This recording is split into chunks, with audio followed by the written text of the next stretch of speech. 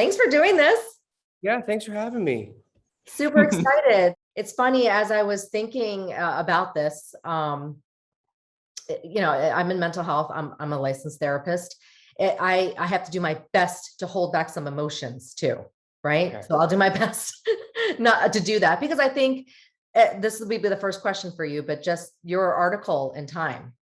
And I reread it again. And so I think it really resonates with a lot of us, and also fellow Korean Americans. So I really wanted to ask you your first question based on that article. You were really specific about certain incidents, even traumatic experiences from your childhood growing up as a Korean American. How do you think things have changed? What do you see? Have things changed in your opinion? Is Atlanta better than when you left it? Are Korean Americans having an easier time growing up? So lots of questions there, but how do you think things have changed? Wow, way to start off with the interview with a very light one. That's a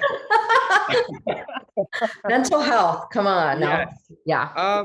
You know what? I think it's a loaded question, and um, to be fair, I feel like I haven't spent a lot of time in Atlanta itself.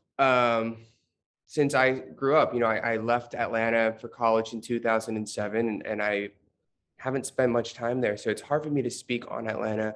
I think maybe I could talk a little bit more to just what I personally feel as is changing as an Asian American, as a Korean American. I think a big part of that is to answer your question very bluntly. I think, yes, it is changing. Is it enough? No. I think there is still so much more that needs to be done, so much more that we can do. And I think that's why, organizations such as this one, as well as people like myself and the people who are being honored, are doing important work in that sense. I think the ways in which that it has changed is that representation has marginally increased. I think little by little, we've seen and we've started to normalize seeing people like us on TV and in music and in places that traditionally felt out of reach and closed off to us, or from us, I should say. So I think in that aspect, it is slowly starting to change. And when people become more familiar with people like ourselves, Korean Americans or Asian Americans, it makes it a lot easier for us to imagine, for us to dream, and for us to strive to be in positions that are influential. And I think in that sense, things are changing. Again, I think there needs to be more. I think there's more to be done. And that's what's a challenge, but also really exciting. Yeah, I'm going to agree with you. And I guess as a follow-up to that, because I think that's where we're leading into, what do you want to see, or what do you hope to see? When I was asked to write that piece, I wanted to say no, because I feel like there was an incredible weight, and it felt like, in Korean, it's called budam. And if you translate it directly, it's like burden almost, because um, obviously it's a very, very emotional and sensitive topic, and I haven't written a piece like that ever before. Second, because I think our voices and the opportunities that we get as a community are very scarce. And so when one person chooses to say something and represent potentially a community, there's an incredible amount of weight that is on your shoulders. And I think that was what I was kind of afraid of. Like, I wanted to I felt like I was representing the entire Asian American or Korean American community, but it was something that I didn't know if I had the right, or if I had the ability or capability to do. And so it was a lot of like introspection of like, am I the right person to write a piece like this? But I think what got me to actually write it was the thought that these are the opportunities and the moments that we have to undertake, even if they are incredibly weighted and burdensome, and to do them well, because these are the opportunities that open doors and allow for conversation, allow for dialogue. And I think that was when I was like, okay, I'm not going to sleep for the next 24 hours, but we're going to do it because if it's for the greater good, and I have to put it out there with the best intentions. And I have to trust that when I put something out, that the people of the community will be more, how do I say, uplifting and kind in terms of the way they approach it, even if I take a misstep, if I make a misstep. And so that was what honestly went through my head. It was terrifying to put that piece out there. But why did I also do is, like, again, like we were saying, it's hoping for change. It's hoping to be able to enact and be a catalyst for positive change and impact that I think we so need, especially for our community. And what I'm hopeful for is that, you know, as we start to find and encourage Korean Americans, Asian Americans to take positions of influence and to dream and to envision themselves in positions of power, or in places that we've traditionally been under or misrepresented, I think that allows us to really hope that we can create the world in which we are all the same, and in which we are all, you know, provided the same opportunities, just like everybody else. Oh my Yeah. gosh, this is a early morning interview, and it's But it's Sunday night for us, and maybe that's why we're more warmed up. No, I appreciate that. No, thank you so much for sharing. So honestly, well then, and you going, I heard the word terrified. So once you wrote it, because I know on the receiver end of it, reading it, people in the audience, fellow Korean Americans, I know those responses. So what was it like afterwards, right? What was the response to, was the response what you wanted? it was what I wanted and hoped for. I felt like the reason that it was really hard for me to write is, like, how do you start writing about something that is so, it was a horrific incident. I really don't cry, but that I was kind of a mess. So, like, trying to deal with the emotional stress of it was one thing. The second thing is, like, I didn't know how to put into words, how to verbalize what I was feeling, because so many of, like I say, like, microaggressions or the things that we've grown up with, just internalizing, you don't really know that you're dealing with all these things until you take a step back and you're like, okay, but what are we going to break down? And so to put that into words was really hard. But it was also something that was like popped up. I wanted to get out. I just didn't know how. And so when I got it out there and I saw a lot of, I guess the affirmations and people who were like, I completely understand or feel or can see what you're trying to say, and I feel heard and I feel seen. That to me was an incredibly reassuring and validating moment, and in feeling that I was really glad that I did the piece. Obviously, with any piece of work, be it music or writing or movies or whatever, you always have your critics. But for me, I felt like the good definitely outweighed any sort of negative reaction. So as these opportunities continue to come about for our people and for our community, to just encourage people to utilize opportunities as best as possible, and to think about the greater community at large. And it is scary, it is terrifying, but I also think that we also as a community have to be at a position where we accept members of our community with grace, where we offer people grace to make mistakes and say that it's okay to not do it perfectly, but to acknowledge that we're trying, because it is better to try and make a little bit of a mistake than to not try at all. And that's kind of what I think I wanted to get out there, just to encourage anybody who may have felt or is feeling the way I felt about writing a piece or being very vocal about this or pursuing things that you may have dreamed of. So that's the only other tidbit. I think I love that tidbit, because don't forget, Korean Americans, you're talking to Asian Americans, right? We're extra cautious and trying to be perfect. And I really like that you said that, giving one another grace to share. No, that's awesome.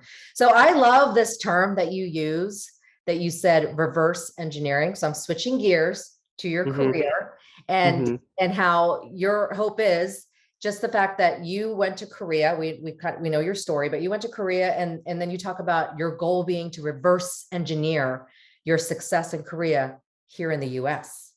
Yeah. How have you done that? I think I'm still doing it. I think I'm still in that process. And there is no answer. It is just, Hmm. you know, I'm figuring it out as we go with my team, and it's a challenge. But long story short, I felt like I had to go to Korea to be given an opportunity. It is literally almost 10 years to the day, almost, when I first came to Korea, to be on like this audition program. And 10 years ago, there were very few Asian Americans on TV, film, anywhere. And then in music, even rarer, even harder to find. And so people are like, why did you choose Korea? I was like, well, that was the only place that I felt like I had any sort of chance or shot at pursuing music. I still remember like American Idol. We were like, oh my God, an Asian dude got to the top like 50. Oh my gosh. And I was like, this is not going to work out for me here. So I ended Mm. up in Korea. I've done this here for, again, like the past 10 years.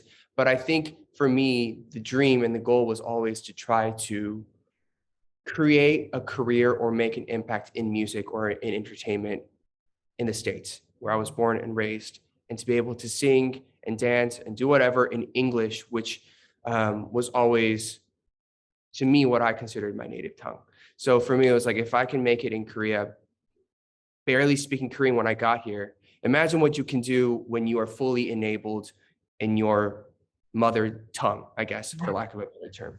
And so I think over the past 10 years, as I was building a career in Korea, I was like, okay, let's try to figure out the ways into the Western market. So being very strategic in terms of how we plan tours and like going about it a very American way. So very early on, like even business deal wise, like going at it from a very American way, playing ball in an American way, so that even though I'm bigger in Asia or in Korea, we can get assimilated into a system where it's easy to work with me and us. And that was kind of, I guess that's the best way to phrase it. I think right now, when I look at it, it's still figuring it out. I still think we need more Korean American, Korean, Asian American faces on Billboard and on MTV or the radio or whatever. BTS, Blackpink, love them to death, really do. But I want more, and I want to find Korean Americans, Asian Americans who can come up in that system as well. And so there is no answer. I still think I'm figuring it out, but your love and support is very, very necessary and appreciated. Well, I think it's interesting because I don't know if you ever Google yourself, but it says you're listed as Korean American singer, songwriter, artist. But then when you see the other K-pop stars or even other ones that I feel like that could cross over from Korea to the US, if that makes sense, they're specifically South Korean. So I think that's interesting because I've seen it, just personally speaking, that I feel like you have reverse engineered, but I guess, again, you're in the inner part of that. And so it looks very differently for me. From my end, it looks like you have done it. That's why I worded the question that way, Well, but I think that's neat when I see that Korean American singer songwriter, right? It doesn't yeah, you're from South Korea. yeah. I mean, it's a very fine line to walk. It really is. And thank you for thinking that. We've already redone it. I think we're still in the process. New music coming soon, everybody. But I think it's a work in progress. I think it's a work in progress. And I don't know, for me, it was always like, I think the one thing that I've kind of come to terms with is, as Korean Americans, I feel like most people can understand the sentiment of being a third culture kid. We don't fully belong in Korea. We don't fully belong in the States, but I feel like we all belong to each other. We all share that communal experience of being out of place. That is our bonding kind of thing that we can all kind of gather around. And for me, it's to look at that and say, this is a very, very unique upbringing, the very unique perspective, one that really balances, I like to think, the best of both cultures and worlds. And so we're in a very special position to really straddle East and West, and make the most of it, not just for ourselves, but for everybody else, and to kind of bring these people together, all these different cultures and interests together. And so I think for a certain point, it felt like it was a handicap, I guess, if that's the best word to use. I don't know if that's a PC word to use. I think it's fine. Handicap. I feel like it was like a I think one handicap. either. Yeah. I felt like for a long time it was a handicap, And but now an impediment, hindrance. yeah. Yeah. Yeah. So yeah, I'll say that again. Like, I think for a long time I thought maybe it was like a hindrance on like what we can achieve and what we can do. But now I kind of flip it on its head and I see it as a great kind of, I don't know, we're like that dark horse. We got that special juice that we can make it happen. And that's how I like to think about it. So yeah, that's why I'm very proud to be Korean American.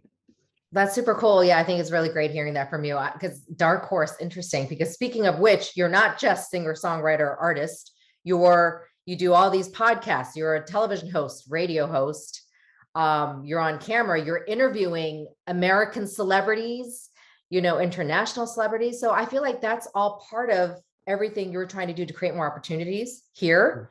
So how does and saying that you're so proud to be Korean American, how do you let that shine as you're playing all these roles? Like, how do you showcase that?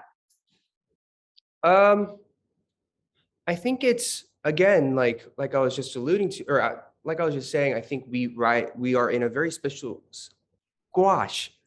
Like I was just saying, I think we're in a very special situation where we understand, or we have a hand in two completely different, separate worlds. But people are so interested in the two worlds that we are in Korea. Korea's, an incredible place. Incredible cultural things, food, skincare, music, movies, technology, fashion, literally everything out of Korea is so amazing. But then there's also like a fascination with like American celebs and movies. And it's like these two soft cultural powerhouses that when you put them together, it's like a big bang and it's incredible things happen. But I'm very blessed and fortunate to be sitting right in the middle of those two worlds. And so when I am doing interviews, or if I'm on TV shows or doing like really cool projects, I think the biggest thing for me is to know your audience. Who are you catering to? Who are you speaking to? And who are you working with, and what makes them most comfortable? Again, this kind of goes back to, like, for a long time, identity wise, I was like, what am I? I don't know like how I should behave, because I felt like I was a chameleon, and I felt like I wasn't being an authentic person. But that being a chameleon, being able to code switch back and forth, that is my authentic self. That is my incredible superpower, that I can talk to Will Smith and Robert Downey Jr. and then have a full conversation in Korean to talk about the US market. And so I think being my most authentic self in whatever situation that I am I'm very grateful for it. And I think that's what really allows me to kind of take every opportunity and maximize it to the best of my ability. Did I answer your question? I feel like I just went on a rant. Yes, you did. And hence I have to make the comment, because you said this, hence why we're so excited to give you or present to you the Embrace Unity Award, because you talked about building bridges. You're in that zone right there, right? So super cool. Speaking of which, I was just going to say, it's so funny. You're saying how popular in Korea. And I think it's so funny because so many non-APIs love you. And so this Korean culture, right? We just talked about how great it is. Korean media culture, I have to bring this up, K-pop, K-dramas, Korean food, skincare has literally taken the entire world, right, by a storm. I have, like I said, non-API friends who talk to me about this. Mm-hmm. And, growing up, I never imagined I'd see that. I don't know about you. Well, what's your perspective on that this is literally, well, I think dominating, but it's nice to be, it's so super cool to be Korean American is what I'm saying. Yeah. trending. I don't know if that's the right word, but I want to know your thoughts on that. Why you think it's just really taking off? There's this wave. I think I agree with you. I think it's taking off. It's exploding, and it's really exciting to kind of be in the crosshairs of it all, right? And I think with that comes a lot of really cool opportunities for us to showcase who we are, and our heritage and our background, and the many things that we were once ridiculed for is now suddenly cool. Can you imagine if Kim was cool 20 years ago? When Yeah. you explain, or like when Muno, like when people are like, what are you eating? It's like seaweed, and people are like seaweed, and you're like, yes, it's delicious. And now Mhm. people are like, I want those seaweed snacks at Trader Joe's. And I'm like, Exactly. Or Costco. well, I told you this 20, 30 years ago, kids. And so it's really cool to be witnessing like a big shift in terms of how people perceive us and the things that are of and about and from our culture. So I think that's really cool. I think the reason that it's taken off so much is that this like, I can only speak to my experience and my what I've gleaned, but living in Korea for some time and working in the culture and with people here, there's something about there's grit and there is an incredible energy. I think the core incredible things about Korea and Korean cultural things that people latch onto these days have been around in Korea forever. And there is also like an incredible energy and a driving force about Korea and Koreans that have allowed us to really create things at a scale and at a speed and at a quality that I think is kind of hard to match anywhere around the world. Mhm. And so when we look at entertainment or tech or trends, like Korea is so always on the cutting edge of trends. There's something about that's something within us that always is ambitious, that is aggressive, that wants more, and we want to do it right. And so when all these underlying factors kind of bubble up together and it kind of dominates everything on culture, it's a really cool moment. And I'm in Korea right now, but actually seeing and hearing even like a lot of the new advancements and the technologies and the ideas that are coming out, it's really exciting to see what will happen as we continue to build incredible things for the world. I think you said it. You said it really well. I was going to say on the side note with kimbap, my growing up, I would have been horrified to bring it to school. My kids beg my parents or my mom to make kimbap so they could bring it to lunch. And I'm like, Really? yeah, because they're like, do you know how popular I am when I bring in kimbap because everyone is so jealous? I'm like, what world is this? But that to me was super exciting. So just Yeah, sharing that. That's the day and age. that's That's all incredible. Really cool. I had to share that. Kim is cool. Kim is so So cool. I'm going to, so now as we wrap up, I wanted to ask, okay, well, you speak on mental health. I am a licensed therapist. I love seeing that because even just in our community, we're talking about Asian Americans, APIs, Korean Americans, the stigma surrounding mental health, Yeah. it is still very much a big part of our community. And so Mhm. I work with a lot of, I would say, adolescents, college students, young adults that really struggle talking about mental health within their own families because of the stigma and just a lot of the unknown, even still today. So I was going to ask you, and hopefully you don't think it's too tough, what are some of your best practices, because you talk about it, and how people could talk about mental health with their families, friends in our community to break through that stigma?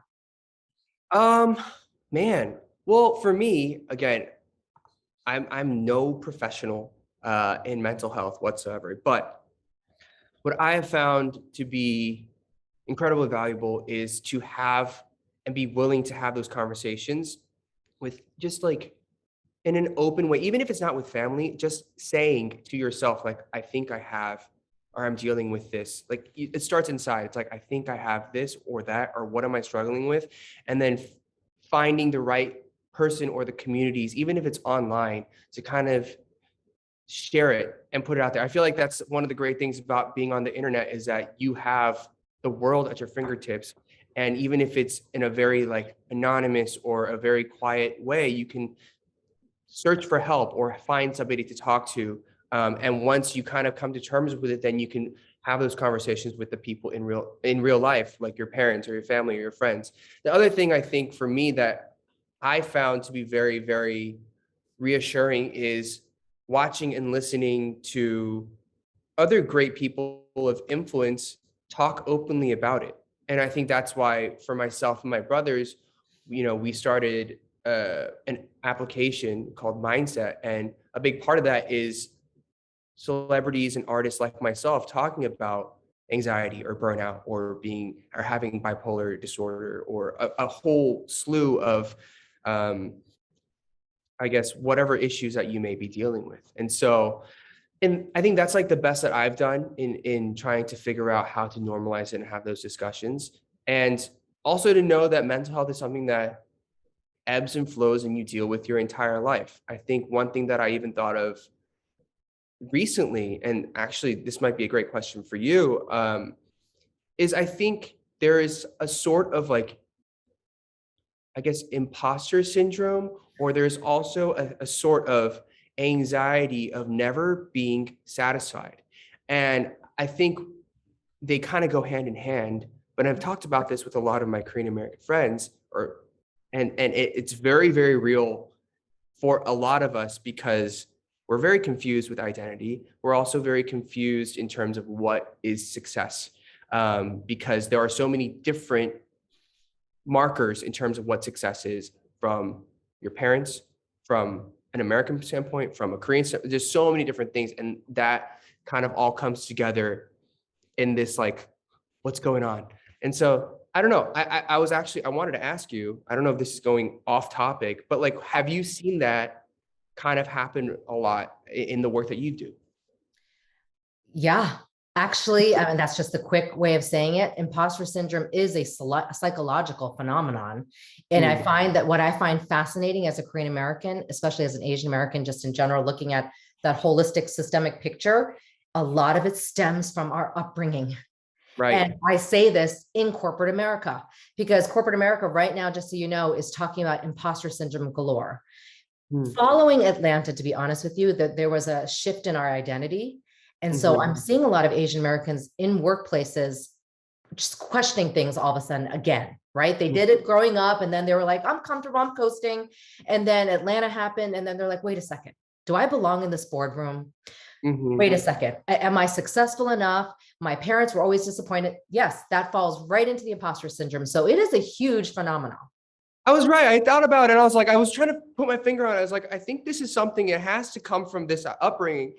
But now that I'm talking to a real therapist or a professional, I'm like, okay, this has to be real. Yeah. And Uh, it's actually pretty bad right now because there's just so much going on. We're internalized racism. I mean, I could call, it's not about me talking about this, but there's so much to this. So yeah, wait to ask me that question. But yes, I love talking about it because it has a lot to do with understanding ourselves, our yeah, upbringing, right? So yeah. thank you for that. Okay. So that said, we are coming to the end of this super fun interview. Thank you so much. And the theme this year for the CKA Gala, the 10th anniversary celebration, is reclaiming our narrative, Mm, redefining our future. mm. So we would love to end this interview on a challenge that you could present to us, the Korean American community. We want you to think about it, but what's that one challenge that you would like to give us to be movers and shakers, change makers, to give us hope, whatever that is? We'd love to Yeah. hear that from you. Oh, sheesh. Okay. I think my challenge, and maybe this, I don't know how to phrase it yet, but it's something like, what have you done not only for yourself, but for your community? Or what will you do? What can you do? And it seems like such a simple and basic question, but the reason I want to phrase it that way is because it is such a simple and basic concept that it is easy for anybody to do. I challenge you to look at what you can do, and just to start, look at yourself, right? Look at how can you be the loudest, realest, most amazing Korean American version of yourself, to not only lift yourself up, but lift up the entire community. Because you being the realest, most authentic version of that will do it naturally. I challenge you. I don't know. I No, that trust was you guys to awesome. do Thank you. it. No, that was awesome. That was awesome. Thank you. Thank you. Thank you, Eric. Any last words that or anything else that you wanted me to ask you that I didn't? By the way, I saw Brian, because I follow him on LinkedIn, talked about Mindset becoming this big audio platform. Well, my brothers and I, we started a company called Dive Studios about 2 years ago, and it started out with podcast and providing a space for Korean K-pop celebrities to talk about things. And so we're now like the leading podcast producing company for anything K-pop. And I think, dare I say, we're very, very heavy in Asian American space as well. But K-pop is what we're really known for. But as we were having these shows and these discussions, we found that authentic stories, particularly ones that kind of touch on like the struggles and the hardships that we go through in life, were the ones that our fans and our audiences really loved and enjoyed a lot. And so we figured, why not try to build something that was much more specifically for that purpose, where artists feel very safe opening up about things that we've never opened up about, because it's not with, you know, a journalist that can kind of potentially take it in another direction. And that's where we kind of came up with this idea of mindset. And what started as like just, you know, having really cool, honest conversations has developed into a platform. We have a ton of artists joining us that are lined up in the K-pop space, but also a ton that are just not in the K-pop space.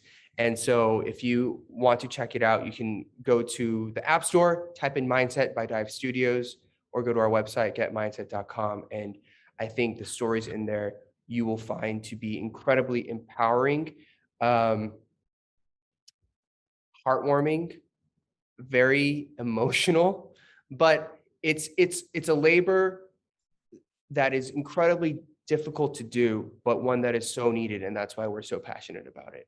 Because when we're able to have people really talk about real things and let fans and audiences connect with them and the stories, that's where I think we found a lot of healing and a lot of incredible things happening with our audience and our fans. And so it's been an incredible process. So that's what, you know, Dive Studios and Mindset is. And we have a lot waiting for the world. So please look out for it. Awesome. Thank you so much, Eric.